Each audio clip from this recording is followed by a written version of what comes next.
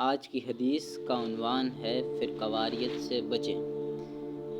جب یہ آیت نازل ہوئی آپ کہہ دیجئے کہ وہ قادر ہے اس پر کہ تم پر تمہارے اوپر سے عذاب نازل کرے، تو نبی کریم صلی اللہ علیہ وآلہ وسلم نے کہا میں تمہارے منہ کی پناہ مانگتا ہوں۔ پھر آیت کے یہ الفاظ نازل ہوئے جن کا ترجمہ یہ ہے وہ تمہارے اوپر سے تم پر عذاب نازل کرے یا تمہارے پاؤں کے نیچے سے عذاب آ جائے۔ تو آپ صلی اللہ علیہ وآلہ وسلم نے پھر یہ دعا کی کہ میں تمہارے منہ کی پناہ چاہتا ہوں۔ پھر یہ آیت نازل ہوئی جس کا ترجمہ یہ ہے یا تمہیں فرقہ بندی میں مبتلا کر دے، یہ بھی عذاب کی قسم ہے۔